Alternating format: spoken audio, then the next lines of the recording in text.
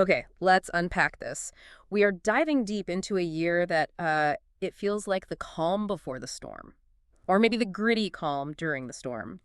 1957. Right. This is before the game went national, before guaranteed contracts, really before any of the modern stuff. Exactly. Baseball was still fundamentally local, incredibly small, and, I mean, deeply gritty. It was a fascinating moment in American history, too. Hmm. The whole country was holding its breath, focused on the World Series, Yankees and the Braves. And then, bam, right in the middle of it. Right in the middle of that national distraction, Sputnik launches.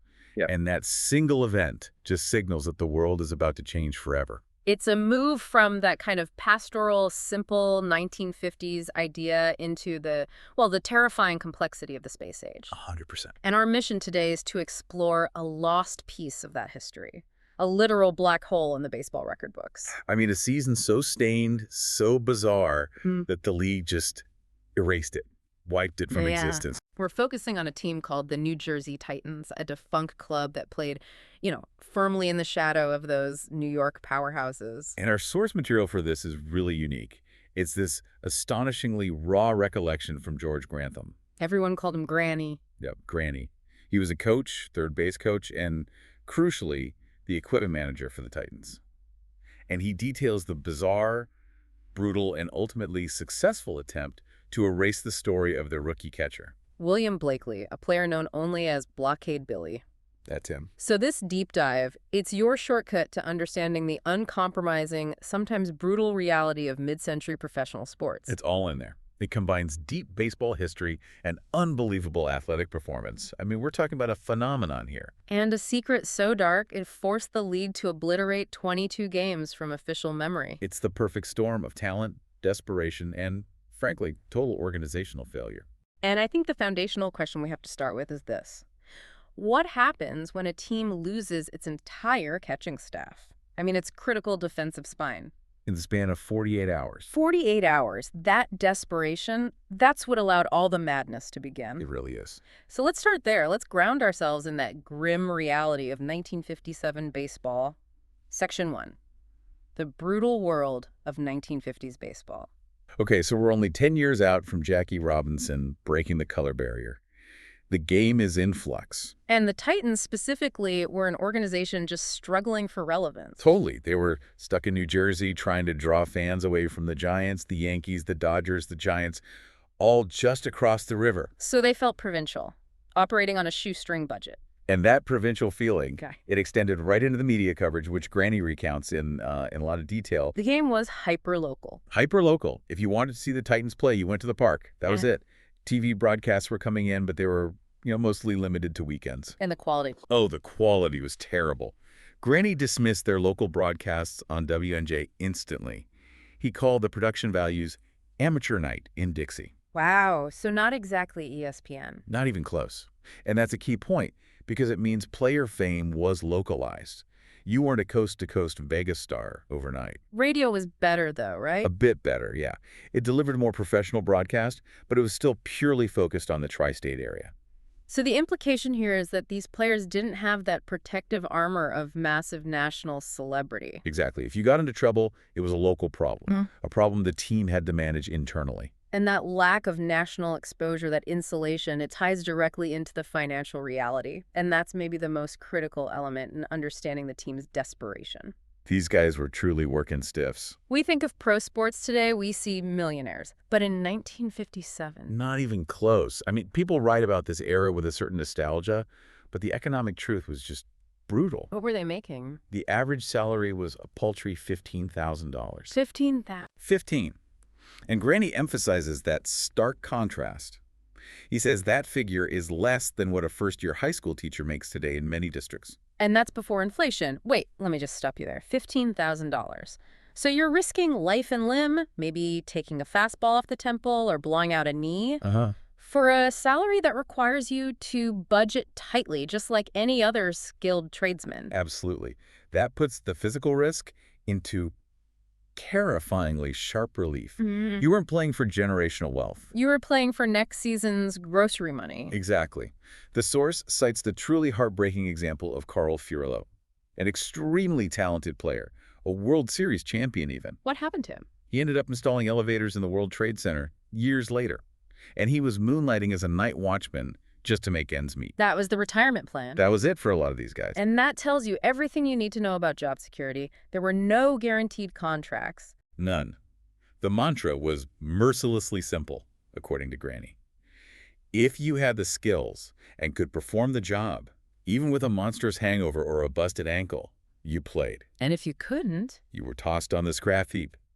That economic reality drove the management team, led by Joe DiPuno, to accept a risk they otherwise never, ever would have considered. Which brings us to the catastrophe, the immediate actual catastrophe that forced their hand. The whole catching department just collapses. In 48 hours, right before the season opener. So first, you've got the starting catcher, Johnny Goodkind. Granny remembered him as a genuine talent, a strong hitter. Oh yeah, batting over .300 for his career. He was absolutely crushing it in spring training, hitting a blistering .350. The Titans were relying on his bat, his experience. And Goodkind's career ended in Sarasota, Florida, 2 days before the opener. He was known to be a big drinker. Man. While driving drunk, he ran over and killed a woman on Pineapple Street. Oh my God. And the end of his baseball story is just grotesque. When deputies pulled him out of the car, smelling like a brewery, he threw up violently on the arresting deputy's head. So just like that. Just like that, their best hitter was facing manslaughter charges, and his career was over. The team was reeling. And before they could even process the loss of their star. The backup goes down. Frank Faraday, the number 2 catcher. He was a decent defensive player, but offensively. A banjo hitter. He managed maybe a .150 average. Yeah. And crucially, he was slight. He just lacked the bulk needed for the bruising nature of the position. And that lack of bulk proved fatal. In the final exhibition game against the Reds, there was a squeeze play. Don Hoke was coming home, followed by a mountain of a man.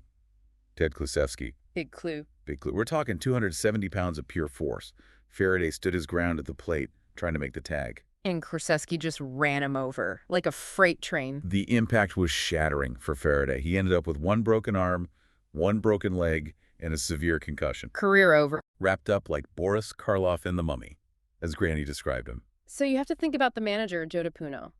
In 48 hours, he's lost his starter to a life sentence and his backup to career-ending trauma. They had literally no options left. They couldn't even risk Gansey Burgess, their 39-year-old knuckleballer who used to catch, because his old bones would just shatter. And that sets the stage for DiPuno's total desperation. He called the front office, and according to Granny, he was screaming. He demanded they find anyone at all, who had a mitt and could catch Hank Masters' fastball and Danny Dew's curve without falling over. He didn't care where they came from. Famously didn't care if the player came from Testicle Tire in Tremont. They needed a warm body immediately. And that desperation, that willingness to accept any risk to fill a position. That's what leads us directly into the story of William Blakely. So that desperate phone call, it paves the way for the arrival of this rookie call-up, William Blakely. Right. He came from the Davenport Cornhuskers. Granny wasn't sure if they were AA or AAA. But he remembered the player's nickname for the team. The Cornholers. Yeah. Or, the Cocksuckers. It really reinforces that rough, unpolished reality of the minor leagues. It does.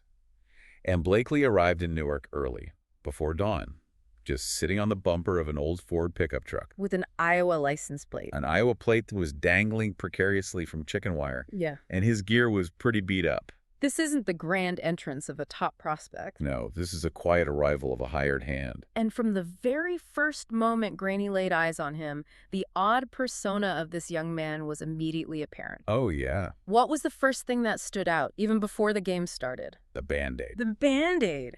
This small, seemingly insignificant detail of a Band-Aid wrapped tightly around his second finger, just below the middle knuckle. So Granny, trying to make small talk, asks him about it. He says, "Cut yourself shaving." And Blakely doesn't answer naturally. He just echoes the statement back. Yeah, cut myself shaving. Exactly. Granny couldn't tell if it was agreement or nervousness or just, rote repetition. And this wasn't an isolated incident. This strained habit of echoing was his primary mode of conversation. It was. When Granny promised him all new gear, Blakely just confirmed flatly, all new gear. We have to linger on that because that is a crucial psychological detail. It suggests a fundamental lack of original thought or emotional depth. He wasn't processing information and forming a response. He was mimicking the input. He was, as Granny later put it, a blackboard with nothing written on it. And this terrifying simplicity, this absence of an internal monologue, is what made him both a phenomenal athlete and, ultimately, a monster. Let's talk about his physical appearance, too. He was all wrong for a catcher of that era. Totally wrong. He wasn't a fireplug type like Goodkind. He was slim, like a shortstop. Granny looked at him and thought he looked like a bunch of broken ribs waiting to happen. Especially from the waist up. Though he did have a sturdy build, a broader butt and thicker thighs, like an Iowa plowboy used to hard manual labor. And Granny was absolutely certain that the sheer magnitude of playing in the majors at the Titans Park, Old Swampy, on opening day. He was sure it would break him. He expected to see stage fright, panic, fear. But when Blakely walked out to the plate before dawn, looked out at the empty stands, and turned back to Granny, there was none of that. Just a calm, matter-of-fact confirmation, totally devoid of emotion. Yeah. He said, "Billy can hit here." That was it. That was the extent of his comment. He was utterly unfazed by the pressure. And that lack of nerve showed up immediately in the game. It did. DePuno, trying to relieve the tension, placed a $20 bet with Granny. He bet the rookie would let Danny Dew's first curveball, the Dew signature pitch, go right through his legs. And that bet was instantly lost. And the legend began. Blakely batted eighth. The first pitch, a curveball to Frank Malzone, was what Granny called a cunt's hair outside. Just barely off the plate. But Blakely pulled his mitt back so fast, using a movement, and she said he'd never saw a catcher pull one back so fast, not even Yogi Berra. And the umpire called strike one. That single moment is what we mean by instinctual talent. It was the perfect, split-second reflexive move. And DePuno Immediately slapped the $20 into Granny's hand. The team had a catcher. But the early at-bats were a reality check. Oh, yeah. Blakely struck out looking and then swinging in his first 2 times up. Earned the only boos he would ever hear during his tenure with the Titans. The fans hadn't realized yet what they were watching. Not yet. But then came the 7th inning. Runner on second, 2 outs. DeLocke threw a sinker that had fooled Blakely badly before, right off his shoe tops. But this time, the instinct kicked in. Blakely golfed it perfectly into the gap for an RBI double, regaining the lead 2-1. The park went nuts. But again, that contrast. The fans are screaming, the dugout's cheering, but the kid just stands on second base. Dusting off his pants. Looking as serious as a judge. No fist bump, no emotion. Just execution. It sounded like a perfect, if strange, sports narrative climax. But the true beginning of the Blockade Billy phenomenon, and the first clear sign that this man was carrying a secret danger, was still to come. The stage for the name and the injury was set in the top of the 9th. 2 outs, holding a 2-1 lead. Ted Williams, old Teddy ball game, he walks. Danny Dew throws a bullshit pitch, and Williams takes off for second. He slides hard, hurts his knee. So the Red Sox have to put in a pinch runner. Billy Anderson, known for his speed and agility. Granny described him as more of a ballet dancer than a charging moose like Klusevski, a dangerous runner. So a different kind of threat at the plate. A very different kind. Dick Gernert hits a soft grounder just past the mound. The Dew fields it and throws home from his knees. A fucking bullet throw that was low but on the money. The collision is imminent. And Granny, watching from the third baseline, he sees what looks like a rookie mistake. A huge one. Blakely caught the ball between his legs, pivoted, and held out only the mitt to make the tag. Every old-timer teaches 2 hands for beginners. Everyone in the stadium expected Anderson to just barrel over him and knock the ball loose. But that's not what happened. Instead of being flattened, Blakely didn't just stand there. He lowered his left shoulder like a football lineman. And Anderson hits that shoulder. Hits it hard, goes violently up and over, and lands far behind the batter's box. The runner was called out. Game over. Titans win. But the celebration was immediately overshadowed by the gruesome aftermath. Anderson wasn't just winded. He was yelling, screaming in pain. His ankle was visibly bleeding. Blood was oozing between his fingers. Doctors later confirmed his Achilles tendon had been nicked and stretched so severely that the injury ended his career. He never played past 58. And this is where the dark narrative really begins. Red Sox manager Pinky Higgins storms into Joe DePuno's office, spitting tobacco juice, accusing Blakely of deliberately cutting Anderson's ankle with his fingernails. He claimed Anderson felt a sharp sting, a slash. DePuno focused only on the win, just as Mrs. Pinky, claiming Anderson got tangled in his own spikes. But Granny, the equipment manager, he had that crucial piece of visual evidence. He'd seen the Band-Aid on Blakely's second finger before the game. Pinky demanded to see Blakely's hands. They were clean, short, not bloody. But the Band-Aid was gone. Gone. And there was no sign of a healing cut underneath. just clean pink skin. Okay, wait, let's pause there because this is the critical moment of foreshadowing. Granny sees the Band-Aid is gone after an injury that looks like a slash. Right. He knows the accusation is ridiculous. You can't cut an Achilles tendon with a fingernail. So what did Granny realize was missing? Well, he didn't put it all together instantly, but he knew something was terribly off. He understood that the Band-Aid wasn't there to cover a cut. It was there to conceal something. Exactly. And whatever that something was, a small blade, a piece of sharpened metal, it had been activated or deployed during the collision and then quickly removed. The moral implication for Granny here is huge. He's looking at a potential cheat, or worse, someone capable of deliberate harm. But the team had just won, and they had a spectacular new catcher. The temptation to just ignore it must have been overwhelming. And that temptation only grew stronger because Blakely immediately proved he wasn't a fluke. The very next game, Dave Sisler chucked a fastball at Blakely's head. The kid snapped his head back, cocked his bat, and on the next pitch, took a get-me-over fastball and lost it deep in the left field bleachers for a home run. He was unfazed, unbeatable. And the legend just took on a life of its own. He went on an incredible 16-game hitting streak, which eventually stretched to 19 straight. And defensively. A revelation. Made 9 putouts at the plate in his first 16 games.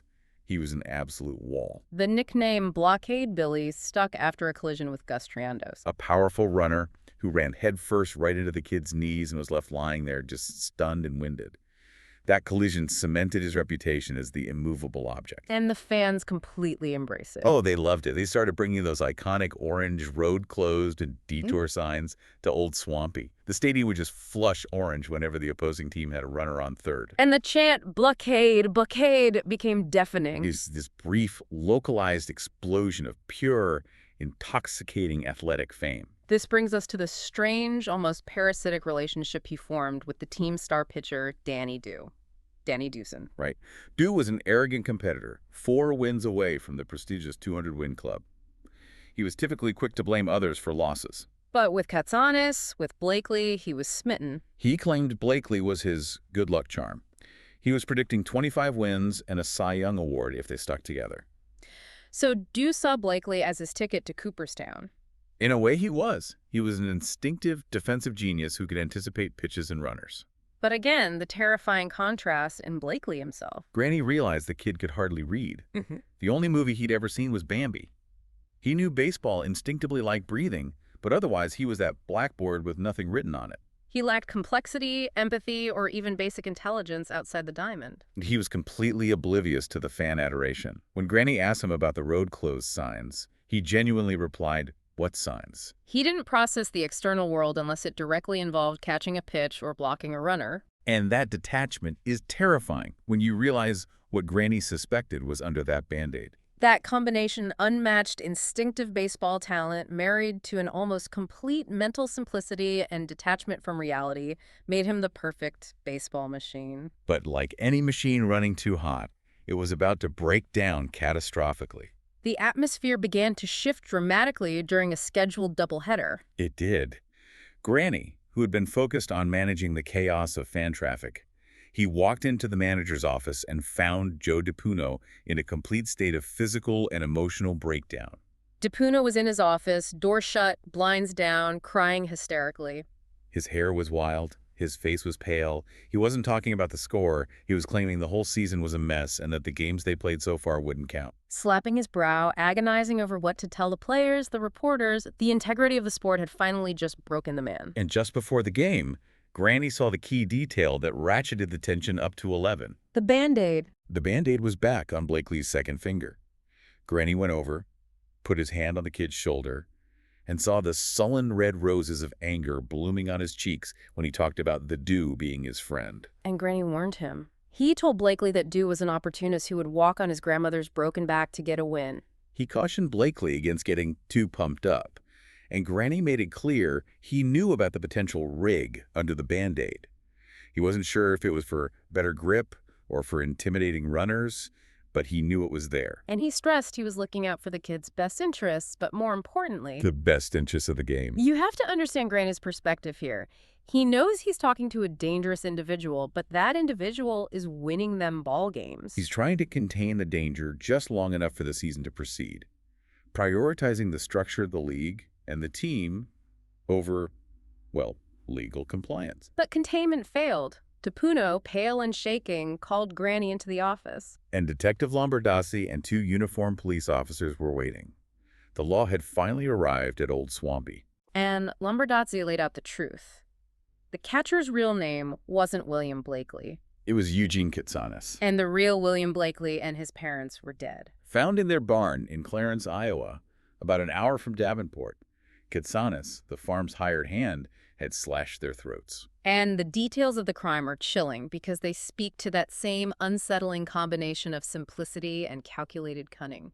Katsanis, an orphan raised in the Ottershaw Christian Home for Boys, killed not just the family, but every single cow, too. Why the cows? So the neighbors wouldn't hear them bawling to be milked and investigate the farm's sudden quietness. That is a truly dark and methodical element to the murder. The motive was implied to be rooted in a conflict over baseball talent. The real Blakely, from a wealthy family, was starting to decline, while Katsanis, the orphan farmhand, was maturing into a phenomenal ball player. So the Blakely family may have been trying to keep him out of the system, stifle his ascent. Fueling a resentment in a young man already described as not quite right in the head. And his cover-up was brilliant in its simplicity. When the Titans GM called to recruit William Blakely, Katsanis just answered, pretended to be William, and then told the neighbors the Blakeleys were away on a family emergency. He maintained the charade until the weather finally warmed up, and the LP gas man coming to fill the tanks behind the barn smelled the bodies. That's how the authorities finally discovered the crime scene. So Tapuno, hearing all this, he faces this moment of monumental moral conflict. He's overwhelmed, but he's still focused on the immediate job of managing a major league team. And he made the controversial decision the game would still be played. Wait. They know their catcher is a triple murderer on the run from the Iowa State Police, and the manager's decision is the game must go on. It seems absolutely insane even for the brutal world of 1957. What was the rationale? Tapuno insisted the game be played, saying the guys deserved that much a moment of professional normalcy before the world ended. But his instruction to Lombardozzi is telling. He wanted Katsanis arrested alone, away from the team. Right. He said, the guys shouldn't have to see this, and the kids shouldn't have to see them seeing it, no matter what he did. So it wasn't about the law, it was about protecting the delicate morale and mental state of his players. Even if it meant delaying justice by 2 hours. That is the ultimate definition of being blinded by the wind. They prioritized the sanctity of the clubhouse over the immediate arrest of a violent criminal. The game, literally, was more important than the man. So, despite the chaos and the presence of Detective Lombardozzi waiting in the wings, the game continued. It did. And Granny, against his will, had to manage the team after Tapuno basically shut down. His tenure was brief, but intense. He put Katsanis up to bat fifth, still prioritizing that phenomenal bat. But he was soon ejected from the game by the umpire Highwenders in the 6th inning. And that game, despite the cloud hanging over it, was Danny Du's last truly great performance. He never got his 200th win. But his fastball was hopping, his curve snapping. For 4 innings, the White Sox couldn't touch him. In the top of the 5th, Walt Dropo hit a deep shot, and the crowd immediately smelled blood. The chant reached a fever pitch. Blockade! Blockade! Dropo spikes up, collided with Katsanis at the plate. The kid went on his knees and somehow dove over him, tagging him out. Wenders called him out. The collision was spectacular. The fans went absolutely nuts, waving those orange road closed signs in a frenzy. Everyone was riding the high of this pure, raw athleticism, totally ignorant that the player they adored was playing out his final murderous act. And Katsanis only suffered a blood sweat scrape on his forearm. He was impervious. But the chaos escalated in the 6th inning. After a quiet out, little Louis Aparicio hit a mile-high foul pop-up toward the third base side. And Granny saw it perfectly. Katsanis was going to catch it, but a long-armed fan in a Titans jersey, reached over the wall and ticked it off the edge of the kid's glove. Clear fan interference. But Highwenders, the umpire Danny Du absolutely despised, was trailing too far back. He missed the clear interference call, ruling it just a foul ball. And this egregious error was the tipping point for Granny. He lost control entirely. Rushed out, yelling at Wenders, unleashing a torrent of abuse, calling him a fataz, blind, lazy, son of a bitching bastard. The crowd, sensing the manager's genuine meltdown, loved it. They started chanting, "Kill the MP, kill the MP, kill the MP." The entire field devolved into a circus. fans throwing bottles, half-eaten Franks onto the field. And Wenders pointed at Granny, threw his thumb back over his shoulder, and Granny was ejected. A managerial tenure that lasted maybe 5 outs. Aparicio, getting a lifeline thanks to Wenders' lazy umpiring, made the Titans pay immediately. The duo threw a changeup that didn't change, and Aparicio cranked it for a home run, tying the game 1-1. The cost of that missed call was immediate and catastrophic. The final out came much later, in the bottom of the ninth. Minnie Minoso hit the game winner off Gansey Burgess, making it 2-1 White Sox. And Katsanis made the final out of his spectacular short career, striking out, matching the whiff of his first big league at-bat. Symmetry, even in madness. But the personal cost was still accumulating. During the chaos and emotional fallout, Danny Dew, while trying to finish the inning, was hit in the forehead by a Larry Doby line drive. He fell instantly, like a tagged prize fighter. He managed to finish the inning, walking off under his own power, but he was later diagnosed with an intracranial bleed. That single moment, combined with the subsequent trauma, was the end of his career.